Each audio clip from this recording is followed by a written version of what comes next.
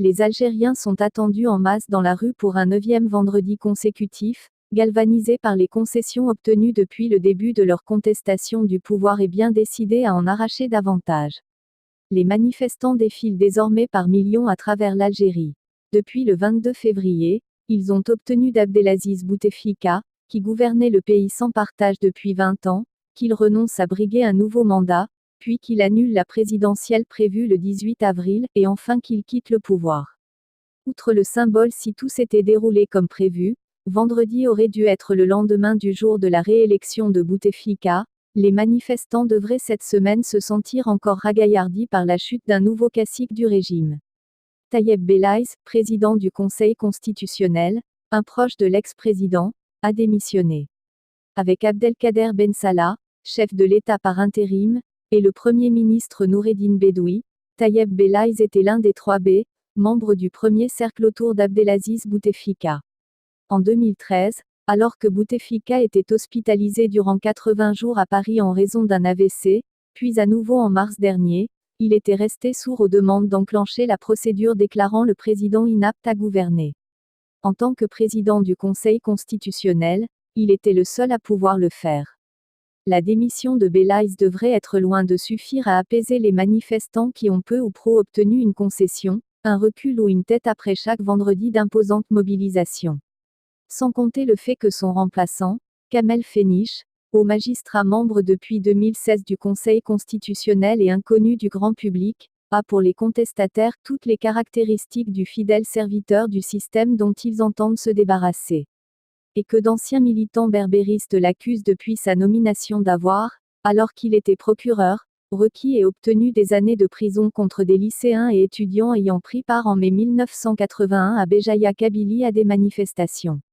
Au-delà de la personne de Belaïs, la contestation refuse toujours que les institutions et personnalités de l'appareil mis en place par Bouteflika gèrent la transition née de sa démission. Et notamment qu'une présidentielle soit organisée sous 90 jours comme le dispose le processus prévu par la Constitution. Un processus soutenu par l'armée, replacé au centre du jeu politique par la démission de Bouteflika, face à une classe politique du camp présidentiel mais aussi une opposition inaudible face à la contestation. Le départ de Belaïs ressemble plus à une énième concession à la rue qu'à un début de sortie de crise. L'armée est convaincue que la gestion de la crise passe par une série de mesures d'apaisement, estime Hasni Abidi, directeur du Centre d'études et de recherche sur le monde arabe et méditerranéen de Genève. Elle procède de façon graduelle pour minimiser l'étendue des concessions et s'assurer de leur pertinence auprès de la contestation. Jusqu'à quand l'armée pourra-t-elle maintenir sa défense du processus constitutionnel, s'interrogent les observateurs. On entre désormais dans le dur tant les positions semblent irréconciliables, a expliqué Al-Vaef Bélin II, sous le couvert de l'anonymat. Toutes les options restent ouvertes pour trouver une solution à la crise dans les meilleurs délais, a néanmoins souligné cette semaine le général Ahmed Gaïd Salah, chef d'état-major de l'armée et de facto homme fort de l'Algérie, laissant penser que l'institution militaire pourrait assouplir sa position. Il a aussi affirmé que l'armée ne tournerait pas ses armes contre le peuple et veillerait à ce qu'aucune goutte de sang algérien ne soit versée. Ben Salah a lui entamé jeudi une série de rencontres dans le cadre de la volonté de concertation, selon la présidence. Les premières rencontres avec des personnalités nationales semblent loin de la volonté de changement affichée par la contestation. Abdelaziz Ziari, successivement ministre, conseiller présidentiel, président de l'Assemblée nationale sous le règne de Bouteflika, Abdelaziz Belaïd, patron d'un micro-parti proche du pouvoir, et maître Miloud Brahimi, ténor des prétoires depuis des décennies.